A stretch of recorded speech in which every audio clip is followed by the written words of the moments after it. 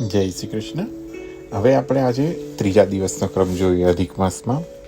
ત્રીજા દિવસનો ક્રમ પણ આપણે એવી જ રીતે આપણે આ જેમ નિત્ય સેવા ક્રમમાં આવે છે એટલે અક્ષય તૃતીયા લઈએ. તમે ઠકરાની તીજ પણ લઈ શકો છો, પણ આપણે એનો ક્રમ હું આગળના વિડીયોઝમાં બતાડીશ કે આપણે બીજી ત્રીજમાં આવી રીતે લઈએ, અને હમણાંની ત્રીજમાં આપણે અક્ષય તૃતીયાનો ક્રમ લઈ લઈએ. તમે વાયસા વર્ષા પણ લઈ શકો છો. જેવી રીતે આગળ મેં કીધું કે અધિક માસમાં એવો કોઈ જ નિયમ નથી કે તમે રોજે રોજ મનોરથ કરો. મનોરથ ન સંભવ થાય, કશો વાંધો નથી. પ્રભુ ઈચ્છા, ભગવદ ઈચ્છા, પ્રભુને એવા શૃંગાર લઈ શકીએ છીએ. એ દિવસના શૃંગાર તમે કરીને પણ આનંદ લઈ શકો છો. એ મનોરથનો શૃંગાર પણ યદ્યપિ ભાગમદોડી જિંદગી છે આપણી, ન સંભવ થાય, કોઈ ચિંતા નહીં. ભગવત સેવા તો કરશું જ. તો ભગવત સેવાના અંતર્ગત એ દિવસના પદનું ગાન કરીને પણ મહાપ્રભુજીનો એટલો સહજ માર્ગ છે, જેમાં કોઈ પણ પ્રકારે આપણે આ સાહિત્ય પ્રધાન નથી માયનું, ભાવ પ્રધાન, કીર્તન પ્રધાન સંપ્રદાય છે. કશું જ નથી. ઠાકોરજીને કીર્તન છે. કીર્તન ગાઈને પણ એ મનોરથ આપણે કરી શકીએ છીએ.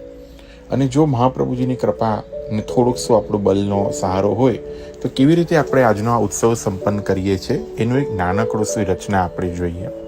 સર્વપ્રથમ અગર જો આપણે અખાત ત્રીજનો અક્ષય તૃતીયાનો ઉત્સવ કરી રહ્યા છે, તો આજનો જેવી રીતે જ તમારા ગુરુઘરમાં વિભિન્ન ક્રમ અનુસાર સાજ આવતો હોય, કોઈ જગ્યાએ સફેદ દોરિયાનો રૂપેરી કિનારીવાળો આવે છે, તો કોઈ જગ્યાએ ચંદન છાપાનો આવી શકે છે. આમાંથી બંનેમાંથી તમે કોઈ પણ લઈ શકો છો, કેમ કે આ ઉત્સવ અત્યારના અખાત ત્રીજનો નથી પણ એક અધિકનો ઉત્સવ છે. તો બંનેમાંથી તમે કોઈ પણ વિભિન્ન સાજ લઈ શકો છો.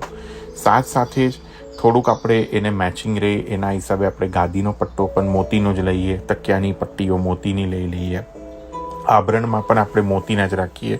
ખાસ કરીને ધ્યાન રાખીએ કે વાઘા વસ્ત્ર આવશે નહીં. ઠાડા સ્વરૂપ હશે તો પીછોડાનો શૃંગાર, કે તમારા ગુરુઘરમાં અગર જો ધોતી પટકા આવતા હોય એના ઉપર ફેંટાનો શૃંગાર થતો હોય તો એવી રીતે લો.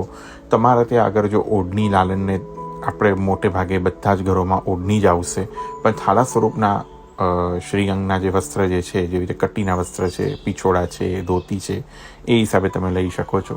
મસ્તકનો શૃંગારમાં જો આપણે નવનીતલાલના ક્રમના અનુસાર જઈએ તો મસ્તક પર કુલે જોડ છે, 3ની છે, મોતીના આભરણ છે, 3 પખડાની કલગી, મોતીના તુર્રાત, કુલેનો બધો જ શૃંગાર, ત્રવલ, તાઈ, ચોકીનો સિરપેચ, શ્રીઅંગ ઉપર ફોનના માલાઓ, ગાદી ઉપરના હારો, હારના અંતર્ગતના જ કસ્તુરી, કમલ, કલી, આ બધા આભરણો ધરાવી અને એ શૃંગાર રૂપે પણ આપણે આનંદ માણી શકીએ છીએ. અધિક થોડોસો અગર જો સમય હોય ને આપણી પાસે બલ હોય તો પહેલાં જ જેવી રીતે મેં આગળ પણ કીધું કે અધિકનો શ્રાવણ છે, હિંડોળો રોપાઈ ગયા છે, એટલે હિંડોળા તો ઝૂલશે જ પ્રભુ. ચાહે તમે અત્યારના રાજભોગમાં ચંદનના બંગલા બિરાજતા હોય તો એ કરી લો. મારો આગળ એક વિડીયો પણ છે કે કેવી રીતે આપણે ગ્રહ સેવાની અંદર એક ફૂલ મંડલી ઉપર વસ્ત્ર લપેટી ચંદનની પેસ્ટ બનાવીને લગાડીને ચંદનનો બંગલો પણ આપણે સિદ્ધ કરી શકીએ નાના ક્રમમાં. એ મનોરથ પણ તમે કરી શકો છો. પણ થોડુંક શું આપણે અલગ જોઈએ આ વર્ષે તો હિંડોળા છે, તો હિંડોળામાં જ આપણે ચંદનનો હિંડોળો ક્યારે કરશું, તો સેમ આવી જ ભાવના રાખી એ હિંડોળા ઉપર જ આપણે એક વસ્ત્રની લપેટ લગાડી લઈએ. ધ્યાન રહે કે હિંડોળો પ્લેન હોય, કોઈ પણના ઉપર વર્ક કે એવું કંઈ ન હોય, નકર અંદરનું સુરંગ થવાનું એટલે ખરાબ થઈ જવાનો ચાન્સીસ રહે. પ્લેન હિંડોળા હોય એના ઉપર તમે સરસ મજાનું ચંદની રંગનું વસ્ત્ર લપેટી એના ઉપર ચંદનની પેસ્ટ આખી લગાડી દો. આખી પેસ્ટ લગાડી દો અને એને સવારના જ લગાડી દો, જેથી તમે બપોરમાં તમે મનોરથ કરવાનો હોય કાં તો રાત્રે જ લગાડીને રેડી રાખી દો તો ચંદનનો આખો હિંડોળો રેડી થઈ જાય. જો એ પણ ન સંભવ હોય તો શું કરવું કે તમારી પાસે એવી લાકડાની પટ્ટીઓ હોય એના ઉપર ચંદન લગાડીને એ પણ તમે રેડી રાખી શકો છો. તો ચંદનનો હિંડોળો સાંજે તમે ઝુલાવી શકો. સવારના રાજભોગમાં આખો અખાત ત્રીજના શૃંગાર વસ્ત્રનો ક્રમ થઈ ગયો. પણ ખાસ ધ્યાન રાખજો કે આમાં ચંદનની ગોળીઓ નહીં ધરાય, કેમ કે ચંદનની ગોળી હવે ના ધરાવી શકાય. રોહિણીમાં હોત તો હજી એ ધરાત.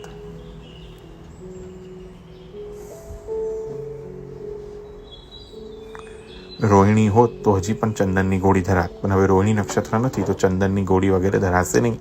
નવનીતલાલના ઘરમાં રજના જારીજી જન્માષ્ટમીના એક દિવસ પહેલાં સુધી આવે તો એ ક્રમ યથાવત જ રહેશે. ગુલાબદાની આવશે પણ છંટકાવ થશે નહીં.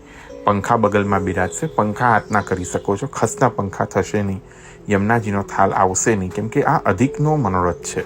તો ખાસ આ નાની નાની વસ્તુ જે પ્રભુને સુખ પહોંચી શકે છે એવી છે, તો એ આનંદના અનુરૂપે આપણે આ ક્રમ કરવાનો છે. બીજું વિશેષમાં કશું જ ન બની શકે તો મેં જેમ આગળ કીધું કે જેમ તમારાથી ફ્રૂટ્સ છે, સૂકો મેવો છે, એ સામગ્રી તમે અરોગાવીને પણ આનંદ લઈ શકો સહજતાથી, જરાય પણ સ્ટ્રેસ કર્યા વગર. અને બસ એટલી જ વિનંતી છે આ બધાને કે બસ મહાપ્રભુજીની આજ્ઞા અનુસાર આપણી પાસે જે સાહિત્ય છે ભાઈ, જેટલું છે, જેવું છે એમાં કરીએ. કોઈ પાસેથી લઈ, કોઈને લાણીઓ આપી એવું ના કરો. આ મહાપ્રભુજીને પસંદ નથી. કિશોરીબાઈની વાર્તામાં સ્પષ્ટતાથી આપણે બતાડવામાં આવે છે કે પ્રભુ અપ્રસન્ન થઈ એમને સાનુભવ જતાવવાનો બંધ કરી દીધો. આપણે શું, આપણા પાસે જે પણ હોય ફૂલ લઈને ફૂલની પાખડી એમાં પ્રભુને લાડ લડાવવા જ. કશું જ નથી તો કીર્તનમાં તો છે જ. આપણે કીર્તન ગાનરૂપ કરીને પણ આનંદ કરી શકીએ છીએ. ચારોલી બીજના લાડુ જેવી સામગ્રી જ તમે સહજતાથી કરી શકો છો. બરફીઓ કરી શકો છો, પેંડા કરી શકો. જે સહજતાથી આપણાથી સંભવ થાય એ બધી સામગ્રીઓ પ્રભુને રાજભોગમાં આરોગાવી. પછી જો આખા દિવસનો ક્રમ ન હોય તો પછી ઉત્થાપન ભોગનો મેવો ધરાવી. પ્રભુને જો ચંદનના હિંડોળા કર્યા હોય તો એમાં પધરાવી. 4 કીર્તન ચંદનના હિંડોળાના કે જે તમારી પાસે કીર્તન અવેલેબલ હોય એ ગાઈ પછી પ્રભુને હિંડોળામાંથી પધરાવી, શૃંગાર વડા કરી. જોઈએ તો પાછી શયન ભોગ ધરાવી પ્રભુને, દૂધનો કટોરો કે જે સંભવ હોય એ, અને પછી યથાવત પોઢાડી દો. પણ ખાસ